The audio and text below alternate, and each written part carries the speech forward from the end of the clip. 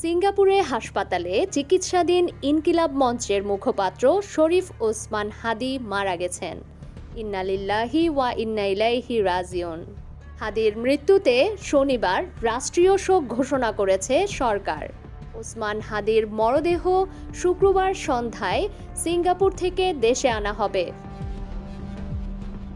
বৃহস্পতিবার রাত 9:45 Singapore general হাসপাতালে ঢাকা 8 আসনের স্বতন্ত্র প্রার্থী হিসেবে ঘোষণা দেওয়া হাদির মৃত্যু হয়।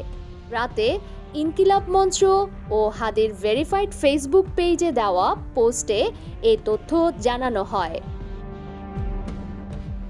এদিকে এনসিপির স্বাস্থ্য সেলের প্রধান ও হাদির চিকিৎসায় নিয়োজিত থাকা ডাক্তার আব্দুল আহাদ সাংবাদিকদের বিষয়টি নিশ্চিত করে বলেন, ওসমান হাদির মরদেহ শুক্রবার 19 ডিসেম্বর বাংলাদেশ বিমানের একটি বাণিজ্যিক ফ্লাইট স্থানীয় সময় বিকাল 3:50 সিঙ্গাপুর থেকে রওনা হবে।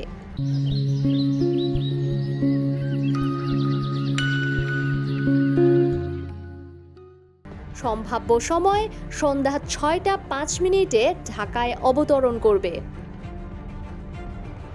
হাদির মৃত্যুর পর শোক জানিয়ে ফেসবুকের ভেরিফাইড আইডি থেকে পোস্ট করেছেন সংস্কৃতি বিষয়ক উপদেষ্টা মোস্তফা সরওয়ার ফারুকী, সাবেক উপদেষ্টা মাহফুজ আলম ও আসিফ মাহমুদ সজীব ভুইয়া, এনসিপি নেতা হাসনাত আবদুল্লাহ ও সার্জিস আলম।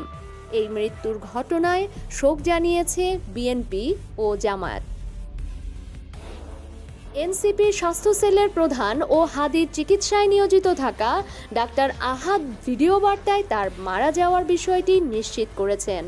ডাক্তার আহাদ জানান, সিঙ্গাপুর জেনারেল হাসপাতাল থেকে আমরা খবর পেয়েছি হাদি ভাই পরপারে চলে গেছেন। হাদিকে নিয়ে ফেসবুক পোস্টে সংস্কৃতি বিষয়ক উপদেষ্টা মোস্তফা সরওয়ার ফারুকী লেখেন, আমাদের ভাই হাদি রওনা দিয়েছেন অনন্তের পথে। আবরার আবু সাইদদের মতো হাদি না থেকেও আরও বেশি করে থাকবেন বাংলাদেশের বুকে। You failed to kill Osman Hadi. এর আগে বুধবার প্রধান উপদেষ্টার প্রেস উইং জানায়, সিঙ্গাপুরের হাসপাতালে হাদিকে দেখতে যান দেশটির পররাষ্ট্রমন্ত্রী ডক্টর ভিভিয়ান বালাকৃষ্ণান। পরে রাত 9:40 তিনি প্রধান উপদেষ্টা অধ্যাপক মোহাম্মদ ইউনুসকে ফোন করে হাদির শারীরিক অবস্থা সংকটাপন্ন বলে জানান। ওই বার্তার পর থেকে ওসমান হাদির শারীরিক অবস্থা নিয়ে শঙ্কা বাড়ছিল। অনেকে সামাজিক মাধ্যমে পোস্ট দিয়ে তার জন্য দোয়া ও প্রার্থনা করেন।